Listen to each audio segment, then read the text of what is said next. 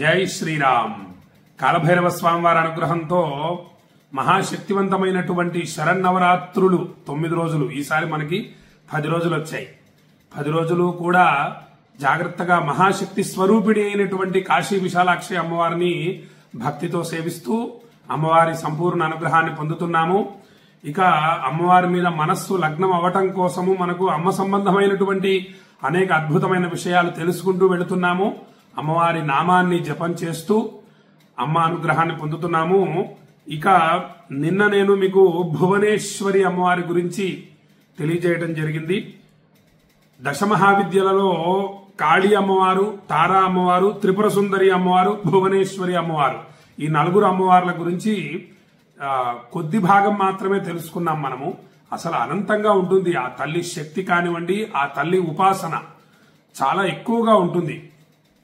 తాంత్రిక సాధన చేసేవాళ్ళు, తంత్ర సాధనలు చేసేవాళ్ళు అసలు ఈ అమ్మవార్లను వదిలిపెట్టరు. ఇక మనము నిన్న భువనేశ్వరి అమ్మవారి గురించి తెలుసుకున్నాము. ఈరోజు భైరవి అమ్మవారి గురించి తెలుసుకోబోతున్నాము. ముందసలు అమ్మవారి నామం భైరవీదేవి అయి నమః, భైరవీదేవి అయి నమః అనే నామజపాన్ని కళ్ళు మూసుకొని ఆ తల్లిని ధ్యానిస్తూ మీరు ఒక 108 సార్లు జపం చేయండి. వీలైతే 1000 సార్లు, ఇంకా వీలు చేసుకొని 10,000 సార్లు జపం చేయడం మంచిది ఈ నవరాత్రులలో. ఇక ఈ ఫలితం ఏమిటంటే భైరవీదేవి అయి నమః అనే నామ జపం చేయడం వల్ల ముందు ఆధ్యాత్మిక ఫలితాలు ఏమిటో తెలుసుకుందాం. అదే గొప్పది. మామూలుగా భౌతిక సంపద, ఇహలోక సంపద అంటే భూమి మీద మనము పొందుతున్నటువంటి ఈ సంపదలు ఉంటాయి చూసారా, ధనము, బంగారము, తర్వాత గృహాలు, స్థలాలు, పొలాలు, ఇవన్నీ కూడా ఇహలోక సంపదలు. పుత్ర పౌత్రులు వీళ్ళంతా కూడా ఇహలోక సంపదమే.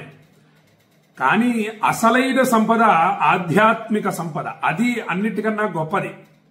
ఆ ఆధ్యాత్మిక ఫలితాలు ఏమొస్తాయి భైరవీదేవి అయి నమః అనే నామజపం చేయడం వల్ల అంటే కుండలిని శక్తి జాగృతమవుతుంది. భైరవీదేవి అయి నమః అనే నామజపం చేయడం వల్ల ఆ కుండలిని కదలాలి. కదలడం చేతనే అది గొప్ప ఆనందం కలుగుతుంది. బ్రహ్మానందం. బ్రహ్మానందం పరమసుఖదం కేవలం జ్ఞానమూర్తి. ఆ బ్రహ్మానందం పరమసుఖదం, అన్ని సుఖాల కన్నా గొప్ప సుఖాన్ని, ఆనందాన్ని అనుగ్రహిస్తుంది బ్రహ్మానందం. కాబట్టి బ్రహ్మానందానుభూతిని మనం పొందాలి ఈ 100 సంవత్సరాల ఆయుర్దాయంలో. ఆ బ్రహ్మానందం కలగాలి అంటే కుండలిని శక్తి కదలాలి.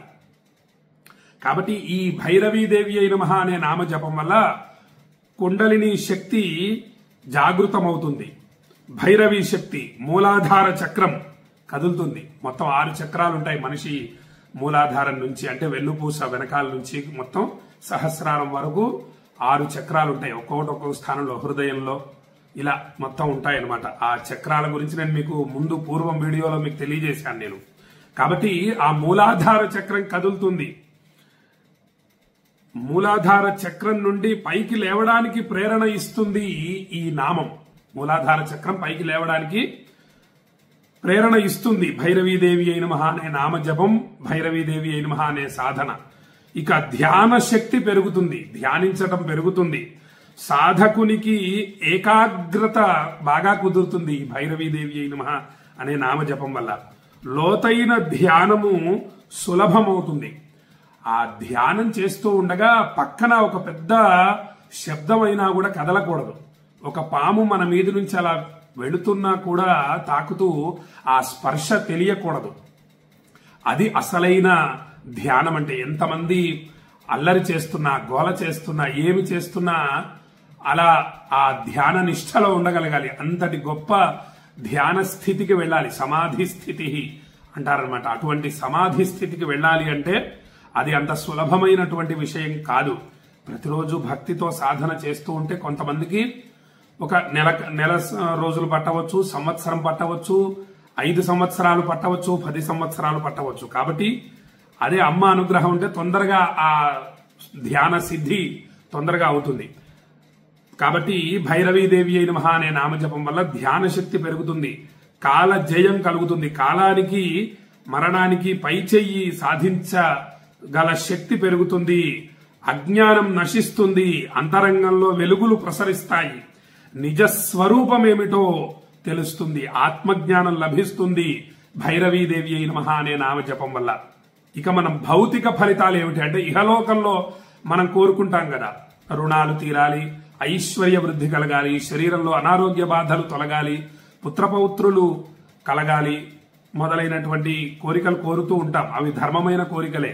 కాబట్టి ఆ ఫలితాలు ఏం కలుగుతాయి? భైరవీదేవి అయిన మహా అనే నామజపం ప్రతిరోజు ఎవరైనా సరే 108 సార్లు జపించవచ్చు, స్త్రీ పురుషులందరూ కూడా. నామ జపం వల్ల ఎటువంటి ఇబ్బంది ఉండదు. మళ్ళీ ఈ తాంత్రిక మంత్రాలు ఉంటాయి, వాటి జోలికి వెళ్ళకూడదు. తాంత్రిక మంత్రాల జోలికి వెళ్ళకూడదు. మేము కూడా భయపడతాం, వాటి దగ్గరికి వెళ్ళం. అసలు మొత్తం అంతా కూడా సాత్విక సాధన చేస్తాం తప్పించి తంత్రం జోలికి వెళ్ళం. అంతా మంత్రమే. మంత్రము ప్రశాంతంగా ఉంటుంది, శాంతంగా ఉంటుంది, మనకు శ్రేయస్సును కలిగిస్తుంది. తంత్ర విద్య జోలికి వెళ్ళకూడదు. కాబట్టి దేవత తంత్రదేవత అయినా మనము సాత్విక ఉపాసన చేస్తున్నట్లే. మంత్రోపాసనే ఇది. నామ జపం ఏదైతే ఉందో అది మంత్ర ఉపాసనే. ఇక భౌతిక ఫలితాల విషయానికి వస్తే శత్రునాశనం అవుతుంది, శత్రువుల నాశనం అవుతుంది. మనలో 6 శత్రువులు ఉన్నారు, కామక్రోధ లోభ మోహ మదమాత్సర్యాలు. అవి నాశనం అయిపోతాయి. అంటే సౌమ్యంగా శాంతంగా మనకు అనుకూలంగా మారుతాయి అన్నమాట. ఇవే కాకుండా మనకు బయట కనిపించేటటువంటి ఎవరన్నా మనకు తెలియని శత్రువులు, తెలిసిన శత్రువులు ఎవరున్నా సరే వాళ్ళంతా కూడా మనకు మిత్రులుగా మారుతారు. ఇక విఘ్నాలు ఏమైనా ఉంటే తొలగిపోతాయి, శత్రువుల అడ్డంకులన్నీ కూడా తొలగిపోతాయి. ఇక చూడండి, భైరవీదేవి అయిన మహా అనే నామజపం వల్ల ఆరోగ్య రక్షణ కలుగుతుంది, ఆరోగ్య ప్రాప్తి కలుగుతుంది.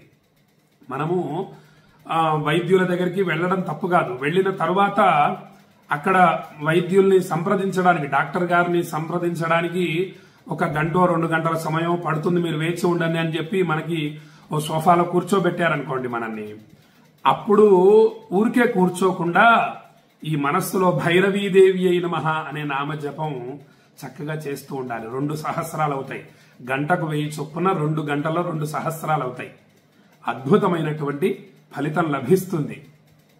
వైద్యులు కూడా మనకు ఏది మంచి ఔషధమో దాన్ని మనకు తెలియజేస్తారు.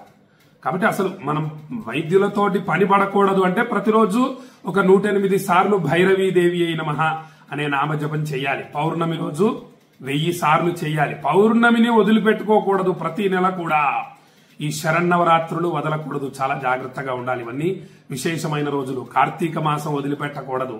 ఈ జపం ప్రతిరోజు ఎంతసేపంటే 1 గంట సేపన్నా జపం చేసుకోవాలి. ఇక ఆరోగ్య ప్రాప్తి కలుగుతుంది. ప్రాణశక్తి బలంగా ఉండటం వల్ల వ్యాధులు తొలగుతాయి. ప్రాణశక్తి బలంగా మారుతుంది. ఇమ్యూనిటీ పవర్ పెరుగుతుంది. భైరవీదేవి అయిన మహా అనే నామజపం వల్ల ధైర్యం పెరుగుతుంది, వీరభావం పెరుగుతుంది. భైరవ ఉపాసకుడు భయం లేని జీవితాన్ని గడపగలుగుతాడు. సంపద పెరుగుతుంది, సౌభాగ్యం పెరుగుతుంది. తంత్ర సాధనలో భైరవి ఉపాసన వలన ఐశ్వర్యము పెరుగుతుంది, స్థిరత్వము, రాజసత్తా లభిస్తాయి, కుటుంబ రక్షణ లభిస్తుంది, దుష్ట శక్తుల నుండి రక్షణ కలుగుతుంది, కుటుంబం కాపాడబడుతుంది. దుష్ట శక్తుల నుండి మన కుటుంబం రక్షింపబడాలి అంటే భైరవి అమ్మవారి ఉపాసన చేయండి, ఆ అమ్మవారి నామజపాన్ని చేయండి. దశమహావిద్యల పేర్లు మీకు తెలియజేస్తున్నాను. వాటి మహిమను అమ్మవారి అనుగ్రహంతో మీరు తెలుసుకుంటున్నారు, కాలభైరవుడి అనుగ్రహంతో తెలుసుకుంటున్నారు. ఇప్పుడు మనం భైరవి అమ్మవారి యొక్క రూపము మరియు అమ్మవారు ధరించినటువంటి వస్త్రాలు మొదలైన విషయాల్ని మనం భక్తితో తెలుసుకుందాము. భైరవి అమ్మవారి రూపం ఉగ్రంగా ఉంటుంది, దివ్యమైన కాంతితో జ్వలిస్తుంది. అగ్నిజ్వాలల వంటి కాంతివంతమైన వర్ణం, అగ్నిజ్వాలల వంటి కాంతివంతమైన వర్ణం. అగ్నిజ్వాలలు ఎలా ఉంటాయి అలాంటి వర్ణం, అరుణవర్ణం లేదా రక్తవర్ణం కలిగి ఉంటుంది భైరవి అమ్మవారు. ఇక ముఖం రౌద్రభావంతో ఉంటుంది. అలా ఉన్నా కూడా లోపల కరుణా సముద్రం ఉంటుందన్నమాట. లోపల కరుణామయ్య అమ్మవారు భైరవీదేవి. ఇక కనులు అగ్ని వెలుగుల్లా తేజోవంతంగా ఉంటాయి. భైరవి అమ్మవారి కళ్ళు ఆ విధంగా ఉంటాయి. ఇక కేశాలు జటాజూటం లేదా విశాలంగా విప్పినటువంటి జడలు అమ్మవారివి. ఇక వివాహ రూపిణి అమ్మవారు. ఆమెను భైరవి అనటానికి కారణం భయాన్ని నశింపజేసే తల్లి, రౌద్రత్వంలోనూ రక్షించే తల్లి. రుద్రంగా ఉన్న ఎవరిని రక్షిస్తుంది?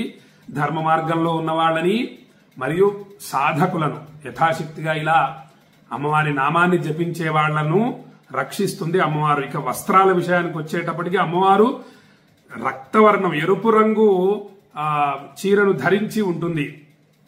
ఇక ఆభరణాలు, బంగారు రత్నాభరణాలు వేసుకుని ఉంటుంది. మరియు ఎముకలతో చేసిన మాలల్ని ధరించి ఉంటుంది. చెప్పా కదా, తాంత్రిక దేవత అమ్మవారు, తంత్ర దేవత. కాబట్టి ఆ విధంగా ఎముకల మాలలు మెడలో ఉంటాయి. తలపై కపాలాభరణం ఉంటుంది. తలపై కపాలాభరణం ఉంటుంది. మరియు చంద్రుడు ఉంటాడు, చంద్రకళ ఉంటుంది. ఇక మాలలు, రుద్రాక్ష మాలలు మెడలో ఉంటాయి. ముండమాల ఉంటుంది, అంటే కపాలమాల అన్నమాట. కపాలాలు ఉన్నటువంటి మాల ఉంటుంది. ఇక అమ్మవారి చేతుల్లో అనేక అస్త్ర శస్త్రాలు ఉంటాయి. సాధారణంగా 4 చేతులు లేదా 8 చేతులు ఉంటాయి భైరవి అమ్మవారికి. త్రిశూలం ఉంటుంది, ఖడ్గం ఉంటుంది, కపాలం ఉంటుంది. ఆ కపాలంలో రక్తం ఉంటుంది. ఇక డమరుకం, కొన్నిసార్లు శంఖం, చక్రం, గద, అంకుశం కూడా అమ్మవారి చేతులలో ఉంటాయి. ఇక భైరవి అమ్మవారి వాహనం సింహం. సింహం అత్యంత శక్తివంతమైనటువంటి వాహనం. భైరవి అమ్మవారి ఉపాసన ఎవరు చేయాలి? ఆధ్యాత్మికంగా ముందడుగు వేయాలనుకునేవారు ఈ భైరవి అమ్మవారి ఉపాసన చేయాలి. ఏమిటా ఉపాసన చెప్పాను కదా, ప్రతిరోజు ఒక 108 సార్లు భైరవీదేవి అయిన మహా అనే నామజపం చేయటం. ఇక భయాలతో బాధపడేవారు, అడ్డంకులు తొలగాలి అనుకునేవారు ఈ భైరవీదేవి అయిన మహా అనే నామజపం చేయాలి. ఇక తంత్ర సాధకులు అమ్మవారిని వదిలిపెట్టరు, తంత్ర విద్యలో భైరవీదేవిని వదిలిపెట్టరు. కుండలిని యోగ సాధకులు, తంత్ర సాధకులు ఈ భైరవి అమ్మవారిని ఉపాసన చేయాలి. దుష్ట శక్తుల నుండి రక్షణ కావాలనుకునేవారు ఈ యొక్క భైరవి అమ్మవారిని ఉపాసన చేయాలి అని భక్తులందరికీ అద్భుతమైనటువంటి దశమహావిద్యలలో 5వ అమ్మవారు భైరవి అమ్మవారు. అటువంటి భైరవి అమ్మవారి గురించి కాలభైరవ స్వామివారి అనుగ్రహంతో మీకు యథాశక్తిగా సూక్ష్మంగానే తెలియజేయడం జరిగింది. ఇంకా లోతైన విషయాలు చాలా ఉన్నాయి అని భక్తులకు తెలియజేస్తూ, శ్రీర్వర్చస్వమాయుష్యమారోగ్యమావిధాక్షోభామానం మహీయతే ధాన్యం ధనం పశుం బహుపుత్ర లాభం శత సంవత్సరం దీర్ఘమాయు. కాశీ అన్నపూర్ణ విశాలాక్షి సమేత విశ్వేశ్వర స్వామి సంపూర్ణ అనుగ్రహ ప్రాప్తిరస్తు. భైరవీ మాతా ప్రసాద సిద్ధిరస్తు. కాలభైరవ స్వామి సంపూర్ణ అనుగ్రహ ప్రాప్తిరస్తు అని కాశీ విశాలాక్షి అమ్మవారి సన్నిధి నుండి భక్తులందరినీ ఆశీర్వదిస్తూ, రేపు ఇంకొక అమ్మవారి దశమహావిద్యలలో ఇంకొక అమ్మవారి గురించి భక్తితో తెలియజేస్తానని చెప్పి భక్తులకు తెలియజేస్తూ, ఈ భైరవి ఉపాసన గురించి మీ బంధుమిత్రులందరికీ షేర్ చేయండి. అందరూ కూడా భైరవీదేవి నమః అనే నామజపాన్ని ప్రతిరోజు ఒక 11 సార్లు జపించడం విశేష ఫలప్రదం అని భక్తులకు తెలియజేస్తూ సెలవు తీసుకుంటున్నాను. జై శ్రీరామ్. విశ్వనాథాయ మంగళం, విశ్వనాథాయ మంగళం, విశ్వనాథాయ మంగళం.